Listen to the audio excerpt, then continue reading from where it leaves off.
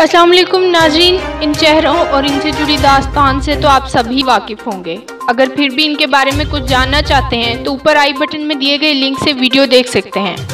जी हाँ, तो शुरू कर लेते हैं आज की अपनी इस वीडियो को। नाज़रीन, अदाकारा और मॉडल उज़्मा खान और उनकी बहन हुमा खान ने कारोबारी शख्सियत की बेटियों और आमना उस्मान के खिलाफ दायर मुकदमा वापस ले लिया है। जी हाँ, अदाकारा मॉडल उज़्मा खान और उनकी बहन हुमा खान ने अपना दायर करदा मुकदमा वापस ले लिया है। इस तरह जनाब ये भी मुक गया शो।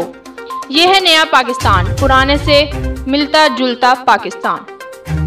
नाज़रीन, लाहौर के इलाके डिफेंस में अदाकारा उज़्मा खान और उनकी बहन हुमा खान की जानिब से कारोबारी शख्सियत की बेटियों और आमना उस्मान के खिलाफ घर में दाखिल होकर तशद्दुद करने का मुकदमा दर्ज कराया गया था।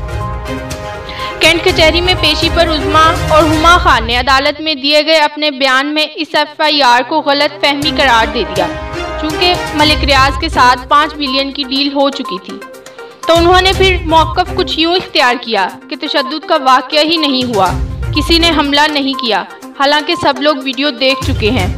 उज़्मा खान ने कहा कि FIR में नामजद मुल्ज़मान मासूम हैं, जबकि पाँव पर ज़ख्म इसलिए आया कि गिलास मेज़ से गिर गया था। खुशी अल मारूफ उज़्मा की बहन हुमा खान कहती हैं कि मेरी बहन ने गलत फहमी की बुनियाद पर FIR दर्ज कराई।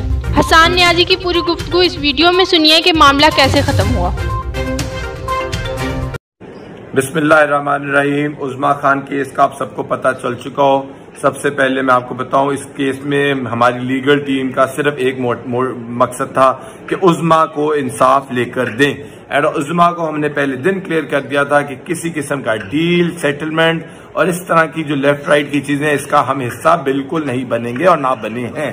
और इससे ज्यादा जो सबसे इम्पोर्टेंट चीज ये है इस सारे सिनेरियो में कि आप लोगों ने सबने प्रेडिक्ट किया था कि डील होगी, और आपको पता होना चाहिए, शायद मैंने भी प्रेडिक्ट किया और डील हो। और हर जो क्रिमिनल लीगल सिस्टम को थोड़ा भी समझता है उसको पता है कि डील की प्रेडिक्शन हम सब ने की हुई थी, और उसकी बुनियादी वजह 99% ऑफ द केसेस वैसे ही डील होते हैं।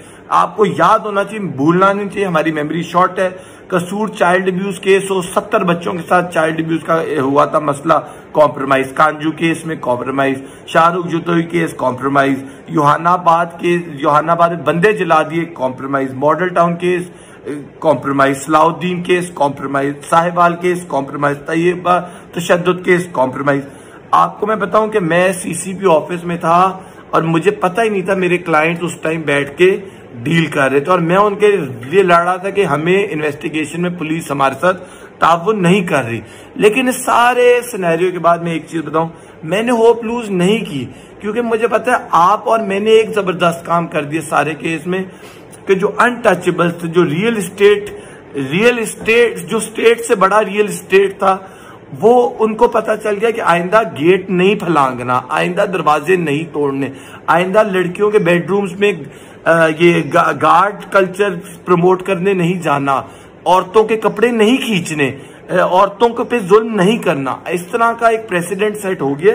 तो आप लोगों को होप नहीं लूज करनी चाहिए। हमने ये इंसाफ की जंग लड़ते रहना, आगे जो केस आएगा हमने फिर लड़ना है, हमने हार तो माननी नहीं है इस पूरे सिनेरियो में। तो अल्लाह की लाठी बेआवाज है, ये कानून के हाथों बच गए तो अल्लाह के आगे तो नहीं बच सकते। तो आप लोग दुआ मांगो अल्लाह से, हमारे मुल्क में तब्दीली आए, अच्छा हो, तकड़ा हो, और हमारे जो कंप्लेनेंट्स